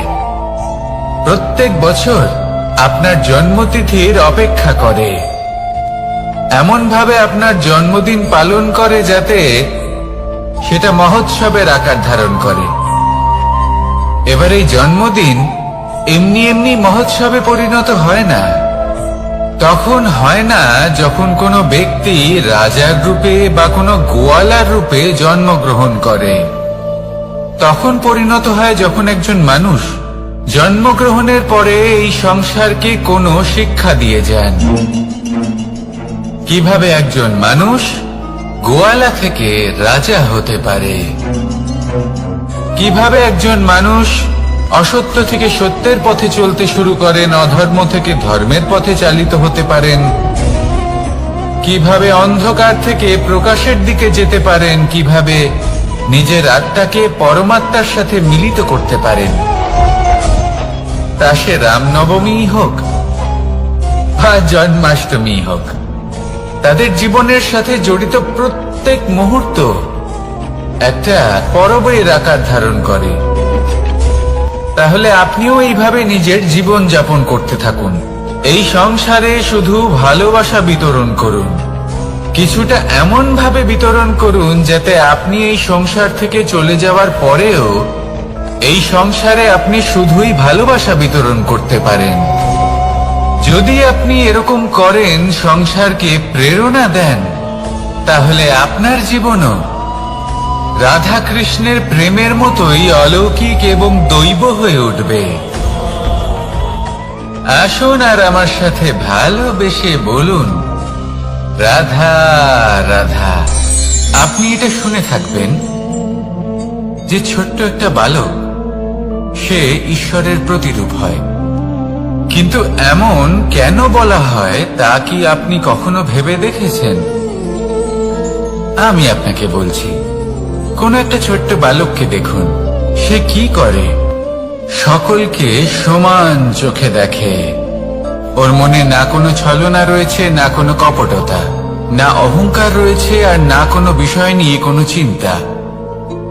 সকলকে সে সমান চোখে দেখে আর নিজের মধ্যেই প্রসন্ন থাকে, সকল বিকার থেকে মুক্ত। এগুলোই তো সেই গুণ সেই বালকের মধ্যে, যা হলো ঈশ্বর স্বরূপ। এবার ভেবে দেখুন, যদি প্রত্যেকটা মানুষ এই ছোট বালকের মতো সেই সব গুণ নিজের মধ্যে জাগ্রত করে তোলে, তাহলে কি হবে? তারাও ঈশ্বর তুল্য হয়ে উঠবে। তাই আপনিও এটাই করুন, নিজের মনকে বিকার মুক্ত করুন সেই ছোট্ট বালকের মতো। মনের মধ্যে না কোনো চিন্তা রাখবেন, না মোহ, না ক্রোধ, না কোনো রকমের ছলনা বা কপটতা। সবাইকে সমান চোখে দেখুন আর নিজের মনেই প্রসন্ন থাকতে শিখুন। এই মন প্রেমময় হয়ে বলবে, রাধা রাধা। মানুষের জীবন বড়ই বিচিত্র হয়। যেই মুহূর্তে জন্ম নেয় একটা প্রতিস্পর্ধায় প্রবেশ করতে থাকে। মানুষ জন্ম নেয় আর প্রতিস্পর্ধা শুরু হয়ে যায় ভাই এবং বোনের মধ্যে সর্বশ্রেষ্ঠ হবার, সবার থেকে এগিয়ে থাকার। তারপরে সে যায় গুরুকুলে। নিজের বন্ধুদের মধ্যে সর্বশ্রেষ্ঠ হওয়ার প্রতিস্পর্ধা শুরু হয়। এবার সেখান থেকে বাইরে বেরিয়ে সংসার জীবনে প্রবেশ করে ধন উপার্জনের প্রতিস্পর্ধা শুরু হয়। তা সে যুদ্ধই হোক বা কলা হোক, এই প্রতিস্পর্ধা কখনোই আমাদের পিছু ছাড়ে না। তাই যদি প্রতিস্পর্ধা করতেই হয়, তাহলে আমরা মানুষকে সাহায্য করার প্রতিস্পর্ধা কেন করব না? এমন এক প্রতিস্পর্ধা যাতে যে কেউ জিতুক বা যে কেউ হারুক না কেন, লাভ সকলের হবে। সকলের মধ্যে প্রেম বিতরণ করতে থাকুন, এইভাবেই আনন্দ বিতরণ করতে থাকুন। আর আমার সাথে ভালোবেসে বলুন, রাধা রাধা। দু রকমের প্রাকৃতিক বেগ থাকে। প্রথম হলো বর্ষা। যখন এর বর্ষণ হয় তখন মাটিকে শীতল করে নতুন ফসল ফলায়। আর দ্বিতীয় হয় পবন, যা আমাদের সর্বদা শ্বাসবায়ু প্রদান করে। অশান্ত এই মনকে শান্তি প্রদান করে, এই ক্লান্ত শরীরে স্ফূর্তি প্রদান করে। আমাদের জীবনে যত আবেগ আছে তা হয় বর্ষার মতো হওয়া উচিত, নয় হওয়া উচিত পবনের মতো। ক্রোধ, মতভেদ, বিবাদ এগুলো হওয়া উচিত বর্ষার মতো। অর্থাৎ কিছু সময় পরে যেন এরা নিজে থেকেই ছিন্ন ভিন্ন হয়ে চলে যায়। আর যদি পবনের মতো কোনো আবেগ থাকা উচিত, তা হলো প্রেম, যা সর্বদা শ্বাসবায়ু প্রদান করে, সবসময় সাথে থাকে। একে আমরা অনুভব করতে পারি না, কিন্তু এ আমাদের অনুভব করার জন্য প্রাণবায়ু প্রদান করে। আর যখন চক্রবাতের মতো সে ভয়ঙ্কর হয়ে ওঠে, তখন সমগ্র সংসার বদলে দেয়। এর সারমর্ম একটাই, শক্তি। মতভেদ, ক্রোধ, বিবাদের মধ্যে নেই। শক্তি যদি থাকে, তা আছে প্রেমের মধ্যে। তাই এই প্রেমকে মনের মধ্যে রাখুন আর আমার সাথে বলুন, রাধা রাধা। প্রত্যেকটা মানুষ আলাদা হয় আর অত্যন্ত বিশেষ হয়। প্রত্যেক মানুষ ভিন্ন ভিন্ন পরিবেশে পালিত হয়, বড় হয়। প্রত্যেকের নিজস্ব চিন্তা ভাবনা থাকে, নিজস্ব বিচারধারা থাকে। যখন অনেক ভিন্ন বিচারধারা একত্রিত হয়ে যায়, তখন শুরু হয় বিবাদ। এবার এই বিবাদের সময় আপনি দেখবেন, দুই ব্যক্তি যাদের মধ্যে এই বিবাদ হচ্ছে, সবসময় এটা প্রমাণ করতে চান যে তার সামনের ব্যক্তি এবং তার ভাবনা, তার বিচারধারা বা তার বক্তব্য হলো অনুচিত। এবার এটাই যদি প্রেম পূর্বক রূপে আপনি ভেবে দেখতে চেষ্টা করেন যে সামনের ব্যক্তিটির বক্তব্য, তার মানসিকতা আসলে কি, তাতে উচিত ঠিক কি, সেটা আমরা বুঝতে পারি। একদিকে হলো এই বিবাদ, যা আপনাকে সামনের ব্যক্তিটিকে অনুচিত প্রমাণ করতে বাধ্য করে। আর অন্যদিকে হলো প্রেম, যা সামনের ব্যক্তিটির যুক্তি বুঝতে সাহায্য করে, তাতে উচিত কি রয়েছে সেটা বুঝতে বাধ্য করে, তাকে মহান হয়ে ওঠার পথে অগ্রসর হতে বাধ্য করে। তাই এই বিবাদকে ত্যাগ করুন আর প্রেমকে আপন করে নিন, আর এই প্রেম ভাব নিয়ে বলুন, রাধা রাধা। এই সংসারে বড়ই বিচিত্র এক শব্দ আছে, মূল্য। এর প্রয়োগ আমরা জীবনেও করে থাকি, আবার ব্যবসাতেও করে থাকি। একজন উদ্যোগপতি সবসময় বলেন, ব্যবসার মূল্য সবসময় উচ্চমান হওয়া উচিত, তাতে লাভ বেশি। অন্যদিকে আরেকজন ব্যক্তি যিনি পরোপকারী, যিনি ঈশ্বরের দর্শনের অভিলাষী, তিনি বলেন জীবনের মূল্য সব থেকে উচ্চমান হওয়া উচিত। অনেক সময় মানুষ কি করে থাকেন, ব্যবসার এই মূল্য তা উচ্চতার শিখরে পৌঁছানোর লোভে জীবনের মূল্য নামিয়ে ফেলেন, যেখানে এই সমগ্র সংসার প্রেমের দ্বারা চালিত হয়। প্রেমই হলো এই সংসারের আধার। এবার যদি আপনি প্রেম করতে শিখে যান, তাহলে ব্যবসাতে নিশ্চিত রূপে লাভের সাথে সাথে কীর্তি এবং যশ লাভও করতে পারবেন। তা আমি নিশ্চিত রূপে বলতে পারি, কারণ ব্যবসাতে ওঠা নামা এসব চলতেই থাকে। জীবনকে আপনি যদি একবার উচ্চতায় নিয়ে যেতে পারেন, তাহলে তা কখনোই নামবে না। আসুন আর আমার সাথে ভালোবেসে বলুন, রাধা রাধা। যা বাধা দেয় তা হলো অবরোধ, যা এগিয়ে নিয়ে যায় তা হলো বিকাশ, আর যা ভাগ করে দেয় তা হলো গুণ। আপনি সবাইকে আনন্দ দিন, তার বদলে আপনিও আনন্দ পাবেন। আপনি সবার মধ্যে প্রেম ছড়ান, আপনিও তার বদলে প্রেমই পাবেন।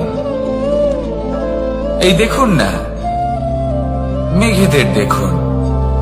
এই যে মেঘ, এই মেঘের গুণ এইটা নয় যে এরা জল সংগ্রহ করে রাখে। এদের গুণ হলো এটাই যে এই মেঘ সকলের মধ্যে জল ভাগ করে দেয়। ধরিত্রীর এবং জগতের তৃষ্ণা নিবারণ হয়।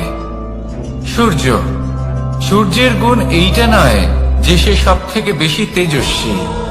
তার গুণ হলো এটাই যে সে নিজের তেজ সবার মধ্যে ভাগ করে দিতে পারে। ঠিক সেইভাবেই জীবনে আনন্দ, উল্লাস, প্রেম এই সব কিছুই ভাগ করে নিতে শিখুন। এটাই হলো একটা গুণ, আর তার বদলে আপনি দ্বিগুণ আনন্দ, দ্বিগুণ উল্লাস, দ্বিগুণ প্রেম অবশ্যই পাবেন। যদি আপনি এই সবকিছু নিজের কাছেই জমিয়ে রাখেন, তাহলে আপনি নিজের বিকাশে নিজেই বাধা দেবেন। আসুন আর আমার সাথে ভালোবেসে বলুন, রাধা রাধা। আপনি কখনো মাখনের হাঁড়ি ভেঙেছেন? কত আনন্দ পাওয়া যায়।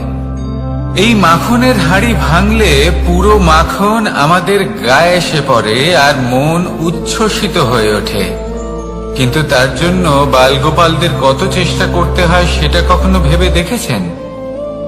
প্রথমে বড়ই পরিশ্রম করে একের ওপর এক সাবধানে ওপরে চড়তে হয়, তারপরে ভারসাম্য বজায় রাখতে হয়, পড়ে গেলে হবে না। তারপর এই হাতের দ্বারা সেই মাখনের হাঁড়ি ভাঙতে হয়, তখন মাখন পড়ে। এবার এরকমই কিছু আমাদের জীবনে আমাদের সাথেও হয়। এবার আপনি বলবেন যে মাখনের হাঁড়ি ভাঙার এই প্রক্রিয়া, তার সাথে জীবনের কি সম্পর্ক থাকতে পারে? আসলে আমাদের মনের মাঝেও একটা হাঁড়ি রয়েছে, অহংকারের হাঁড়ি। আর এই অহংকারের হাঁড়ি যখন ভেঙে যায়, তখন প্রসন্ন হবার আনন্দ চতুর্দিকে ছড়িয়ে পড়ে। এই মন, এই আত্মা, এই দুই প্রসন্ন হয়ে যায়।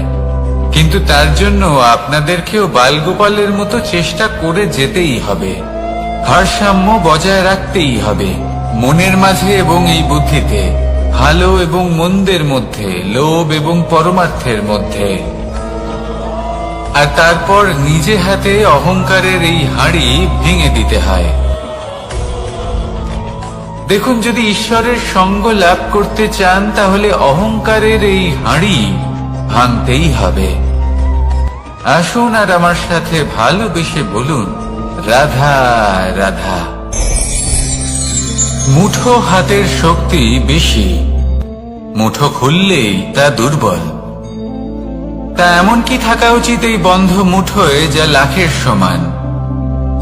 মানসিকতা এবং স্বপ্ন। মানুষ জন্মগ্রহণ করে, তার মানসিকতা সময়ের সাথে উন্নত হয়। মানসিকতা অনুযায়ী সে স্বপ্ন দেখে, আর সেই স্বপ্ন সার্থক করতে সে পরিশ্রম করতে থাকে। কিন্তু খুব গুরুত্বপূর্ণ একটা কথা আছে যা আপনার মনে রাখা উচিত। আপনার এই মানসিকতা, আপনার এই স্বপ্ন, তা যেন আপনার নিয়ন্ত্রণে থাকে। আপনার বন্ধ মুঠোয় যেন এর লাগাম থাকে, আপনি যেন এর প্রভু হন। যদি তা হয় তবেই আপনি লাভবান হবেন। যদি এরা আপনাকে নিয়ন্ত্রণ করতে থাকে, যদি আপনার মুঠো খুলে যায়, না পথ আপনার নিয়ন্ত্রণে থাকবে, না মানসিকতা থাকবে, না স্বপ্ন নিয়ন্ত্রণে থাকবে। আর যদি তাই হয় তাহলে আপনি আপনার ভবিষ্যৎ নষ্ট করে ফেলবেন। তাই নিয়ন্ত্রণ করতে শিখুন নিজের বিচার বুদ্ধি, নিজের মানসিকতা, নিজের স্বপ্নকে। নিজের এই স্বপ্ন পূরণ করুন, আর আমার সাথে ভালোবেসে বলুন, রাধা রাধা। এই সংসারের সব থেকে কঠোর ধাতুর মধ্যে একটি হলো লোহা। লোহা দিয়ে আমরা অনেক অস্ত্র শস্ত্র লাভ করি, অনেক বস্তুও লাভ করি। এবার এই লোহাকে কাটার জন্য, একে কোনো আকার দেওয়ার জন্য কি প্রয়োগ করতে হয়? লোহা। এবার এই কথাটা আমরা সকলেই জানি যে লোহার দ্বারাই লোহাকে কাটতে হয়। এবার এই কথা আমি আপনাকে কেন বলছি? এরপরে খুব বড় একটা প্রশ্ন আসে যা খুব বড় শিক্ষা দিয়ে যায়। এটা কেন হয় যে আমরা একটা লোহা দিয়ে একটা লোহাতে আঘাত করছি, কিন্তু যে লোহা দ্বারা আঘাত করছি তার আকার বদলাচ্ছে না, যার উপর প্রহার করছি তার আকার বদলাচ্ছে? এতে পার্থক্যটা কোথায়? পার্থক্য হলো তাপমাত্রার। দেখুন, যে লোহাকে আমরা কাটতে চাই তার তাপমাত্রা বাড়াতে হয়, তাকে গরম করতে হয়। আর যে লোহা দ্বারা আমরা আঘাত করতে চলেছি সেই লোহা আমাদের ঠান্ডা রাখতে হয়। অর্থাৎ ঠান্ডা লোহা গরম লোহাকে কেটে দেয়। এবার এই শিক্ষা কি আমাদের জীবনে যথেষ্ট নয়? আমাদের জীবনে অনেক সমস্যা আসতে পারে, কিন্তু আমাদের এই বিষয়ে বিশেষ খেয়াল রাখতে হবে যে আমাদের মনকে আমরা যেন ঠান্ডা রাখি, এই মস্তিষ্ককে শান্ত রাখতে হবে। যদি আমরা ক্রোধ বা ঈর্ষার আগুনে জ্বলতে থাকি, বিদ্বেষের আগুনে জ্বলতে থাকি, তাহলে আমরাও সেই লোহার মতোই হয়ে যাব যার তাপমাত্রা অত্যন্ত বেশি। তখন যে কেউ এসে আমাদের বিচ্ছিন্ন করে চলে যাবে। মনে রাখবেন, যিনি যত বেশি স্থির বুদ্ধির অধিকারী, যিনি হলেন সব থেকে বেশি শান্ত, তিনি হলেন সব থেকে বেশি বলশালী। তাহলে শান্ত থাকুন আর আমার সাথে ভালোবেসে বলুন, রাধা রাধা। এই সমগ্র সংসারের সব থেকে গুরুত্বপূর্ণ ব্যক্তি কে? স্বয়ং আপনি। নিজের জন্য তো বটেই, তাই না? কারণ যখন আপনি জন্মগ্রহণ করেন, নিজের চোখ খোলেন, এই সংসারে আসেন, তখনই তো এই সংসারকে আপনি দেখতে পান, অনুভব করতে পারেন। এখানকার আবেগ, এখানকার মানুষজন তখন থেকেই অনুভব করেন।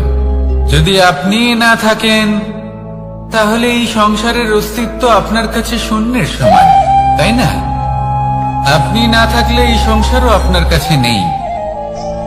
এবার সবাই বলবেন যে এ তো সত্যি কথা, সেই অনুযায়ী তো আমার স্বার্থপর হওয়া উচিত, অহংকারী হওয়া উচিত, কারণ আমার কাছে আমি তো সবকিছু। দৃষ্টিভঙ্গি পাল্টে দেখুন, আপনার কাছে সব থেকে বেশি গুরুত্বপূর্ণ ব্যক্তি কে? আপনি নিজেই। সেই মানুষটি কেমন হওয়া উচিত একটু ভেবে দেখুন। সব সময় সকলকে সাহায্য করুন, একসাথে মিলে পরিশ্রম করুন, সাহায্য করুন অন্যদেরকে। এটা অতি আবশ্যক। এবং তার থেকেও বেশি গুরুত্বপূর্ণ হলো এটাই যে আপনার মনে যেন কখনো এই বিষয়ে ভয় না থাকে যে আমি আমার প্রিয়জনদের, আমার কাছের মানুষগুলিকে হারিয়ে ফেলব। এই ভয় কখনোই মনের মধ্যে থাকা উচিত নয়। যদি ভয় থাকে তাহলে থাকুক এই বিষয়ে যে সকল মানুষ আমার জীবন থেকে আমার থেকে দূরে চলে যাচ্ছেন, তাদের বাধা দিতে দিতে আমি যেন নিজেকেই না হারিয়ে ফেলি, নিজের অস্তিত্বকেই না হারিয়ে ফেলি, নিজের ব্যক্তিত্বকে, নিজের বিচারধারাকে, নিজের করুণার শক্তি না হারাই। তাহলে এই ভয় ত্যাগ করুন আর আমার সাথে ভালোবেসে বলুন, রাধা রাধা। মানুষের দুটো রূপ রয়েছে, এক আমাদের এই মুখ যা শুধুই চোখে দেখা যায়, আর দ্বিতীয় আমাদের এই মন যা শুধুমাত্র অন্তরাত্মা দ্বারা দেখা যায়। এবার আমাদের এই মুখ তা ঈশ্বর সকলকেই আগে থেকেই প্রদান করেছেন, কিন্তু এই মন কেমন হবে তা আমাদের জীবনের অনুভূতি এবং আমাদের জীবনের লক্ষ্য এগুলি সুনিশ্চিত করে। অর্থাৎ নেত্র দিয়ে দেখা যায় আমাদের এই মুখ, তা শুধুই এই কারণে প্রয়োজন যাতে সংসার আমাদের দেখতে পায়, আমাদের চিনতে পারে। কিন্তু যদি এই সংসারে আপনি প্রকৃত অর্থে মান সম্মান লাভ করতে চান, তাহলে নিজের অন্তরাত্মাকে আপনাকে বিকশিত করতেই হবে। দেখুন, কথায় আছে এই যে অসুর, তা শারীরিকভাবে উপস্থিত নয়, তা মনের মধ্যে থাকে। যদি এই মন থেকে অসুরকে বের করে দেওয়া যায়, তাহলে শরীরে তা উপস্থিত থাকবেই না। তাই মনকে শুদ্ধ করুন আর আমার সাথে ভালোবেসে বলুন, রাধা রাধা। প্রয়াস, পরিশ্রম, এই শব্দগুলি শুনতে হয়তো ছোট মনে হয়, কিন্তু এর মূল্য অনেকটাই অধিক। এবার প্রয়াসও কিন্তু দুই ধরনের হয়। একটা প্রয়াস তাই যা আমরা নিজের মন থেকে, অন্তর থেকে সমগ্র শক্তি দিয়ে করার চেষ্টা করি। এবারে এই প্রয়াস প্রচেষ্টার নামান্তর। কিছু প্রয়াস এমন হয় যেমন দ্রুতক্রীড়া খেলা। মানুষ বলেন, আজ একটু প্রয়াস করি, একটু দ্রুতক্রীড়া খেলেই দেখি, যদি বিজয়ী হই তবে ভালো ব্যাপার, যদি না হই তবে আর কখনো খেলবো না। এটাও কিন্তু প্রয়াস, কিন্তু এই প্রয়াস পরিশ্রম নয়। পাণ্ডবদের দেখুন, ওনারা যখন পরিশ্রম করেছিলেন তখন খাণ্ডবপ্রস্থকেও ইন্দ্রপ্রস্থ বানিয়েছিলেন। দ্রুতক্রীড়া খেললেন, সেই মুহূর্তেই ইন্দ্রপ্রস্থ হারিয়ে ফেললেন। পরিশ্রম করলেন, সগৌরবে রাজা হলেন। দ্রুতক্রীড়া খেললেন, তখন এক মুহূর্তে রাজা থেকে নিঃস্ব হয়ে গেলেন। সারমর্ম এটাই যে দ্রুতক্রীড়া কখনো কখনো আপনার মিত্র হতে পারে, কখনো সে আপনাকে বিজয়ী করতে পারে, কিন্তু প্রয়াস এবং পরিশ্রম যখন একসাথে মিলিত হয় তখন তা সর্বদাই আপনার সাথে থাকে। প্রয়াস করতে থাকুন, পরিশ্রম করতে থাকুন, আর আমার সাথে ভালোবেসে বলুন, রাধা রাধা। মানুষ কখনো কখনো সময়কে নিয়ন্ত্রণ করতে চেষ্টা করে, কখনো কখনো সময়ের গুরুত্ব বুঝতে পারে না। এটা ভাবে যে এই কিছু মুহূর্ত কেটে যাক, একে অতিবাহিত করি, তাহলে কি বা হবে, কয়েকটা মুহূর্ত মাত্র। কিন্তু তা নয়। আজকের একটা মুহূর্ত ভবিষ্যতের অনেক বড় পরিবর্তনের ভিত হতে পারে। আজকের একটা মুহূর্ত আপনার ভবিষ্যৎকে উজ্জ্বল করে তুলতে পারে। সেই জন্য ছোট ছোট মুহূর্তগুলিকে অদেখা করবেন না। সময়কে কাজে লাগান, পূর্ণরূপে কাজে লাগান। এবার যদি আপনি কাউকে সাহায্য করতে চান আর সেই কারণেই যদি থেমে থাকেন, তাহলে ঠিক আছে, কারণ আপনি কাউকে সাহায্য করে তার জীবনকে আরো ভালো করে তুলতে চাইছেন, আরো শ্রেষ্ঠ করতে চাইছেন। এই পুণ্য, এই কর্ম ফিরে আপনার কাছেই আসবে আর আপনার জীবনকে শুভ করে তুলবে। কিন্তু যদি আপনি আলস্যের কারণে থেমে থাকেন এবং কিছুই না করেন, সময় নষ্ট করেন, তাহলে কিন্তু একটাই ঘটনা ঘটবে, আপনার ভবিষ্যৎ বিপদগ্রস্ত হয়ে পড়বে, আর কিছুই নয়। সেই জন্য এটা বোঝা প্রয়োজন যে কখন থামতে হবে এবং কেন থামতে হবে। যদি আপনার থামার কারণ এবং সময় অনুচিত হয়ে থাকে, তাহলে আপনার ভবিষ্যৎ কখনোই উচিত হতে পারে না। সেই জন্য সময়কে সম্মান করুন আর পূর্ণ ব্যবহার করতে শিখুন। আর আমার সাথে ভালোবেসে বলুন, রাধা রাধা।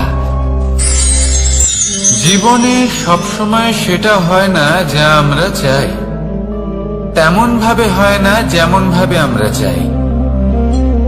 এবার তাতে আমরা দুঃখ পাই, নিরাশ হয়ে পড়ি, ভাগ্যকে দোষ দিই অথবা অন্য কাউকে বা নিজেকে।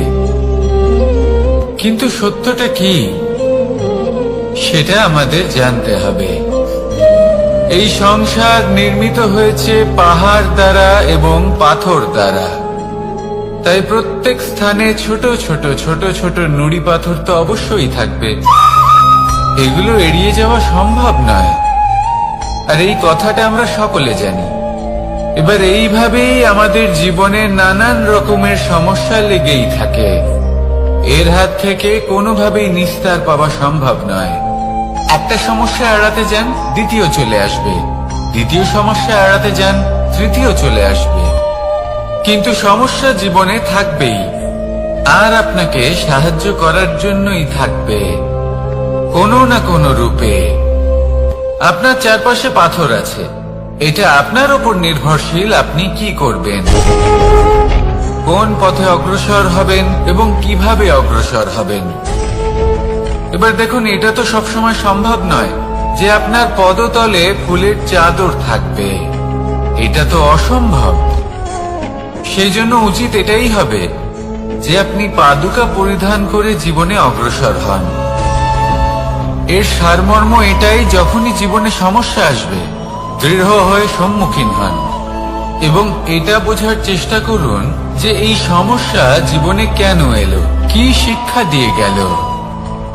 আপনার মধ্যে দোষ অবশ্যই থাকবে, তাকে গুণে পরিবর্তিত করুন। এই জীবন আরো বেশি সহজ সরল হবে এবং প্রসন্ন হয়ে বলবে, রাধা রাধা। অনেক মানুষ আমাকে এসে বলেন যে কানাই, তোমার কথাগুলি তো আর কি বা বলি, তোমার কথা কি থেকে কি করে ফেলতে পারে, অসম্ভবকে সম্ভব করে ফেলতে পারে। এত শক্তি তোমার কথাতেই রয়েছে, তো অন্য কিছু করার কোনো প্রয়োজনই কোথায়? এবার ওনারা এই কথাটা বুঝতে পারেন না যে জ্ঞান শুধুমাত্র শব্দের সমন্বয় মাত্র, কিন্তু এর অর্থ কি সেটা জানার জন্য অনুভব করা প্রয়োজনীয়, সেই পথে চলা প্রয়োজনীয়। এই অভিজ্ঞতাই আপনাকে অর্থ বুঝিয়ে দেবে। ঠিক যেমন তুমি কর্ম করতে থাকো, ফলের চিন্তা করো না, এটা শুধুই শব্দ। এর সারমর্মটা কি, এর অর্থ কি সেটা বোঝার জন্য সেই পথে আপনাকে অগ্রসর হতেই হবে, সেটা যাপন করতে হবে, কর্ম করতে হবে নিরন্তর। এটা ভাবলে হবে না যে আমি কি আমার কর্মের ফল আদৌ পাবো কিনা, তবেই আপনি এই কথার অর্থ বুঝতে পারবেন। কখনো ভেবে দেখবেন, আমাদের বাড়িতে যারা জ্যেষ্ঠ আছেন, বড় আছেন, আমরা তাদের পুজো করি, তাদের সেবা করি, আমরা তাদের চরণ স্পর্শ করি। কেন? কারণ ওনাদের কাছে আমাদের থেকে অনেক বেশি জীবনের অভিজ্ঞতা থাকে। জীবনে শুধুমাত্র জ্ঞান শোনাটা প্রয়োজনীয় নয়, তা বুঝতে পারা প্রয়োজনীয়। তা যদি যাপন করেন তবেই অভিজ্ঞতা হবে, তবেই প্রকৃত অর্থ বুঝতে পারবেন। তাহলে জ্ঞান শুধু শুনবেন না, বুঝুন, তাকে আচরণে আনুন এবং আমার সাথে ভালোবেসে বলুন, রাধা রাধা। এই সংসারের সব থেকে গুরুত্বপূর্ণ তত্ত্ব কোনটা? প্রথম হলো সময়। জন্ম থেকে মৃত্যু পর্যন্ত এই যে সময়, এটাই তো হলো জীবন।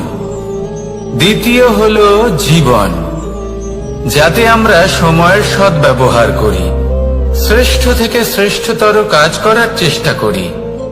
বহু বছরের এই পরম্পরা, এই সংস্কৃতিকে এগিয়ে নিয়ে যাওয়ার চেষ্টা করি।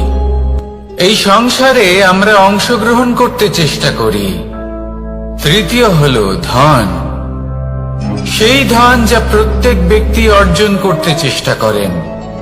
এবার এই তিনটি তত্ত্বের মধ্যে একটা সামঞ্জস্য আছে, সমান ব্যাপার আছে। সে ধনই হোক বা সময় হোক বা হোক জীবন। আর সেই সমান ব্যাপার হলো যে যদি আপনি এটা গণনা করতে থাকেন তাহলে তা কমতে থাকে, যদি আপনি এটা ব্যবহার করেন তাহলে তা বাড়তে থাকে।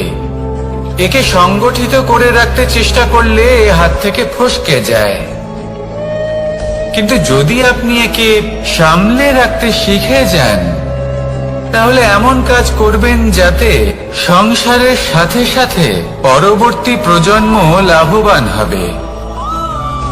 যদি কিছু শিখতে চান তাহলে সামলাতে শিখুন, গণনা করা বা সংগঠিত করা নয়। আসুন আর আমার সাথে ভালোবেসে বলুন, রাধা রাধা। এই জীবনে আমাদের দুজন সঙ্গী, এক হলো অন্ধকার আর এক হলো প্রকাশ। এবার যখন এই অন্ধকারে আমরা প্রদীপ জ্বালাই, সেই প্রকাশের জন্য অন্ধকার আমাদের উপর রুষ্ট হয়ে চলে যায়। এবার যদি অন্ধকারকে খুশি করতে যাও তাহলে প্রকাশ আমাদের উপর রুষ্ট হয়ে চলে যায়। এ হলো ঠিক সেই পরিস্থিতি যে আমাদের দুই বন্ধু, তাদের মধ্যে সদ্ভাব নেই। যদি কোনো একজনের মান ভাঙাতে বা খুশি করতে যাও তাহলে দ্বিতীয়জন অবশ্যই রুষ্ট হয়।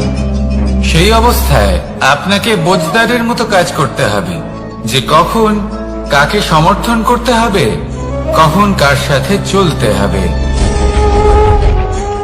যদি পারেন তাহলে সকলকে একসাথে নিয়ে চলবেন। যদি কোনো মানুষের মধ্যে বনিবনা না হয় তাহলে তাদের মধ্যে সামঞ্জস্য বজায় রেখে সংসারের রীতিনীতির চক্র চালিত করা, এটাই তো হলো মনুষ্য জীবন। এবার এটা কিভাবে করা সম্ভব? শুধুমাত্র প্রেমের দ্বারা। তাহলে এইভাবেই সবাইকে প্রেমের দ্বারা বেঁধে রাখুন আর আমার সাথে ভালোবেসে বলুন, রাধা রাধা। কিছু মানুষ বড়ই বিচিত্র হন, এমন ভাবে জীবনযাপন করেন যেন তাদের কোনোদিন মৃত্যুই হবে না। নিজেদের অহংকারের বশে একটা কথা ভুলে যান যে যতই তারা নিঃশ্বাস নিচ্ছেন, যতই তারা জীবনযাপন করছেন, ততই তারা মৃত্যুর দিকে এগিয়ে চলেছেন। কারণ আমাদের এই জীবন তার নিঃশ্বাসের ওপর নির্ভরশীল। নিঃশ্বাস চলছে মানে জীবন চলছে। নিঃশ্বাস যদি থেমে যায় তাহলে জীবনও থেমে যাবে। আমাদের জীবনের প্রদীপ যে কোনো মুহূর্তে নিভে যেতে পারে, আর কত সময় বাকি রয়েছে সেই বিষয়ে আমাদের কোনো ধারণাই নেই। তাই যে মুহূর্ত আমরা এখন যাপন করছি সেটার সদ্ব্যবহার করে নেওয়া যাক, কোনো শুভ কর্ম করে নেওয়া যাক, এমন কোনো কর্ম যার দ্বারা আমাদের ব্যক্তিত্বতে এমন এক চমক আসে যে আমাদের মৃত্যুর পরেও এই সংসার আমাদের চিরস্মরণীয় করে। কারণ একটা কথা ঠিক, মৃত্যু হলো একটা অটল সত্য, তাকে মেনে নিতেই হবে, স্মরণীয় করে রাখতেই হবে। যে সময় আছে তার সদ্ব্যবহার করুন আর আমার সাথে ভালোবেসে বলুন, রাধা রাধা। এই সংসারের সব থেকে বড় সুখ কি? কেউ বলবেন নিজের লক্ষ্য প্রাপ্ত করা, কেউ বলবেন ধন উপার্জন করা, কেউ বলবেন নিদ্রাই সব থেকে বড় সুখ, কেউ বলবেন রাজ্য লাভ করা, আবার কেউ বলবেন মাতার হাত থেকে খাবার খাওয়া। আদি ইত্যাদি। কিন্তু যদি সত্যি কথা বলি, এই সংসারের সব থেকে বড় সুখ হলো সেবা করা। কখনো কাউকে সেবা করে দেখুন। এই সেবা দ্বারা অন্য কোনো মানুষের আশীর্বাদ লাভ করাতেই সুখ রয়েছে। আপনার সেবা ভাব দ্বারা যখন কোনো মানুষ নিজের অন্তরাত্মা থেকে আপনাকে আশীর্বাদ করে, তার থেকে বড় সুখ আর কিছুই নেই। কারণ প্রত্যেক মানুষের মধ্যে ঈশ্বর বাস করেন। নরের সেবাই হলো নারায়ণের সেবা। নিষ্কাম সেবা করাই হলো সব থেকে বড় সুখ। তাই নিজের অন্তরে সেবার এই ভাব জাগ্রত করুন। যে সুখের কথা আমি বলছি, সেই সুখ অনুভব করেই দেখুন। এই মন সুপ্রসন্ন হয়ে বলবে, রাধা রাধা। জীবনে এমন কিছু কাজ রয়েছে যা আপনাকে একাই করতে হয়, আর এমন কিছু কাজ রয়েছে যা আপনাকে একসাথে মিলে করতে হয়, একজোট হয়ে, সঙ্গবদ্ধ হয়ে। এবার সঙ্গবদ্ধ বলতে কি বোঝাতে চাইছি? আমি তাদের কথা বলছি না যারা বাস্তবিকভাবে একে অপরের সাথে কাজ করেন।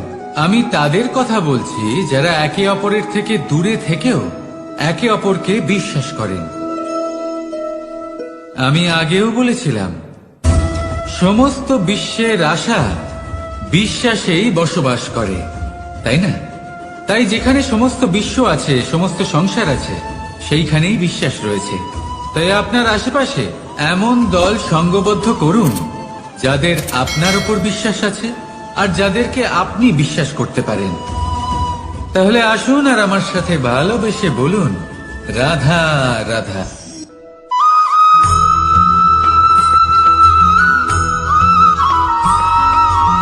আমরা যে মানুষকে চাই, যাকে আমরা ভালোবাসি, তাকে একটা উপহার অবশ্যই দিতে চাই। এমন এক উপহার যা ওনার ভালো লাগবে, যা শ্রেষ্ঠ হবে, অতি প্রিয় হবে, বহুমূল্য হবে, বা বলতে পারেন মূল্যবান হবে। তাই আমরা কি করি? আমরা বাজারে যাই, তার জন্য স্বর্ণ, আভূষণ, হিরে, মুক্ত এইসব নিয়ে আসি। কিন্তু এটাই কি সর্বশ্রেষ্ঠ উপহার? কখনোই না। সর্বশ্রেষ্ঠ উপহার হলো স্বাধীনতা। তাকে নিজের মনের মতো বাঁচার স্বাধীনতা। যদি আপনি কাউকে স্বাধীনতা না দিতে পারেন, তাহলে সে কোথাও না কোথাও বন্দী হয়ে যায়, তার বিকাশ কোথাও না কোথাও আটকে যায়। কিন্তু যদি আপনি কাউকে স্বাধীনতা দিতে পারেন, তাহলে আপনি দেখবেন ও সমস্ত সংসারকে, এই জীবনকে নিজের দৃষ্টিভঙ্গি দিয়ে দেখবে, বুঝবে যে কোনটা হলো উচিত আর কোনটা হলো অনুচিত। আর এটাই হলো সর্বশ্রেষ্ঠ। আর এবার যদি কাউকে স্বাধীনতার মাধ্যমে এত বড় একটা শক্তি দিতে পারেন, তাহলে আপনি আমাকে বলুন, এর থেকে বড় উপহার আর কি হতে পারে? আসুন আর আমার সাথে ভালোবেসে বলুন, রাধা রাধা।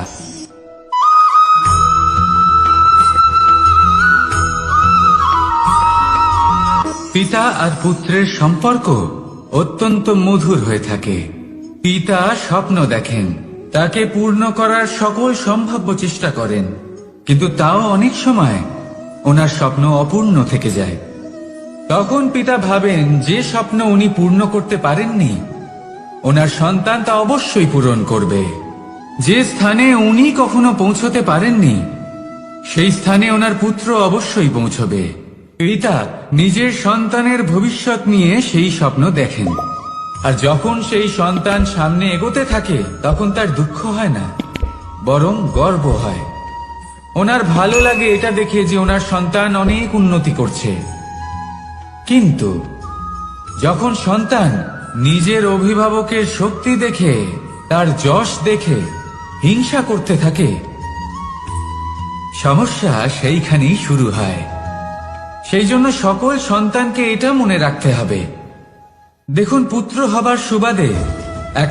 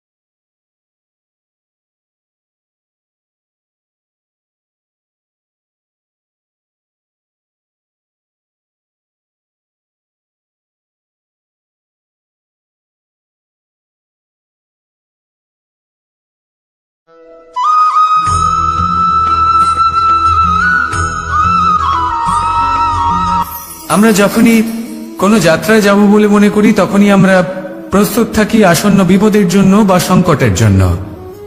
যেমন যদি আমাদের মনে হয় যে আজকের পরিবেশ খুব ঠান্ডা হবে, তাহলে আমরা গরম বস্ত্র ধারণ করি বা সেটাকে সাথে নিয়ে যাই। যদি মনে হয় যে বৃষ্টি হতে পারে বা বৃষ্টি হয়ে চলেছে আমরা দেখছি, তাহলে আমরা একটা ছাতা সাথে নিয়ে নিই। আমরা প্রস্তুত থাকতে চাই এবং এটাই উচিত, এবং সেই কারণেই আমরা যাত্রায় সাফল্য লাভ করি। কিন্তু যদি আমরা কথা বলি জীবনযাত্রা নিয়ে, যা কিনা সব থেকে বেশি গুরুত্বপূর্ণ, তাহলে তার জন্য আমরা পূর্ণরূপে প্রস্তুত থাকি না। আশেপাশের মানুষ, এই সমাজ, আমাদের সাথী, আমাদের মিত্ররা যে কোনো মুহূর্তে বদলে যেতে পারেন। সেই জন্য আমরা নিজেদেরকে কখনো সাবধান করি না, কখনোই নিজেদের প্রস্তুত করি না। আমাদের এটা কখনোই মনে হয় না যে এরকম হতে পারে, আর সেই কারণেই শেষে গিয়ে আমরা অত্যন্ত দুঃখ পাই। একটা অমূল্য শিক্ষা আছে যেটা আমাদের লাভ করা উচিত। সতর্ক থাকা উচিত। এই জীবনযাত্রার জন্য শুধুমাত্র এই পরিবেশের বিষয়ে তথ্য সংগ্রহ করা বা তাকে অনুমান করা এটুকু হলেই চলবে না। আমাদের আশেপাশের মানুষজনকে দেখতে হবে, তাদের স্বভাব পরিস্থিতির ওপর নজর রাখতে হবে। যখন তারা রং পাল্টাচ্ছেন নজর রাখতে হবে, তা অত্যন্ত আবশ্যক। পরিবর্তন আপনার জীবনে অবশ্যম্ভাবী। সঠিকভাবে তার সম্মুখীন হন। আসুন আমার সাথে ভালোবেসে বলুন, রাধা রাধা।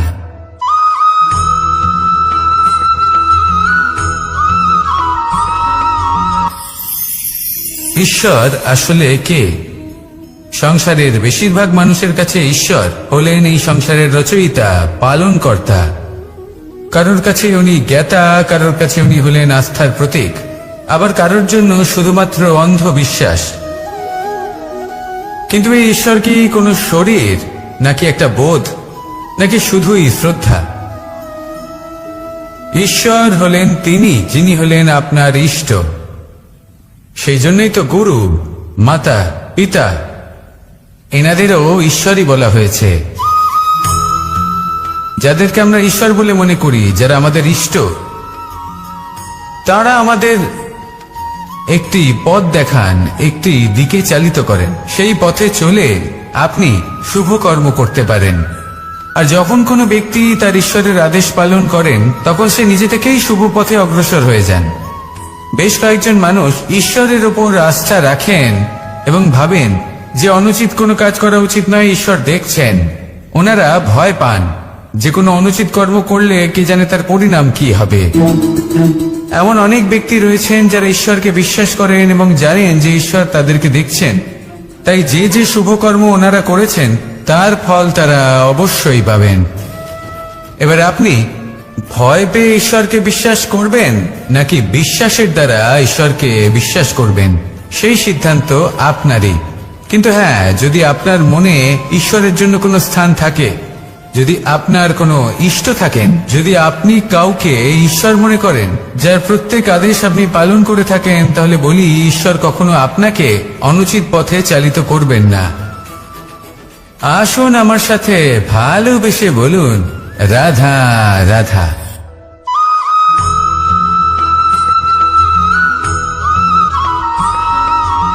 আমি রথে যাত্রা করি। বারবার থেমে আপনাকে দেখতে হবে, নিজেকে কিছু প্রশ্ন করতে হবে। আমি কি আজ সেই কর্মই করছি যেটা আমি করতে চেয়েছিলাম? আমি কি আজ সেই জীবন যাপন করছি যেমন আমি যাপন করতে চেয়েছিলাম? যদি এই প্রশ্নগুলোর উত্তর হ্যাঁ হয়, তাহলে এগোতে থাকুন, নয়তো থেমে যান এবং বিচরণ করুন। মনে রাখবেন, এই সংসার অত্যন্ত জটিল, আর এতে হারিয়ে যাওয়া অত্যন্ত সরল। সেই জন্য নিজে থেকে বারবার থামা এবং জীবন চিন্তন করা অত্যন্ত আবশ্যক। তাহলে সেটাই করুন, আর আমার সাথে ভালোবেসে বলুন, রাধা রাধা।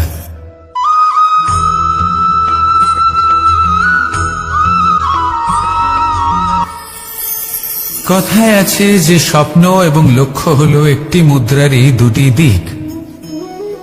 যতক্ষণ না স্বপ্ন দেখছেন, ততক্ষণ বুঝবেন কি করে আপনার লক্ষ্য কি? স্বপ্ন দেখে যদি নিজের লক্ষ্য বুঝতে পারেন, সেটা পেতে চান, তবেই সেটা লাভ করতে পারবেন। কিন্তু স্বপ্ন এবং লক্ষ্য এই দুইয়ের মধ্যে একটা ভারসাম্য রয়েছে, যেটা বজায় রাখা প্রয়োজনীয়। একে আমরা বলে থাকি পরিশ্রম। দেখুন, যদি আপনি স্বপ্ন দেখতে চান, তাহলে পরিশ্রম ত্যাগ করে নিদ্রা লাভ প্রয়োজন। কিন্তু যদি আপনি লক্ষ্য লাভ করতে চান, তাহলে আপনাকে নিদ্রা ত্যাগ করে পরিশ্রম করতে হবে। তাই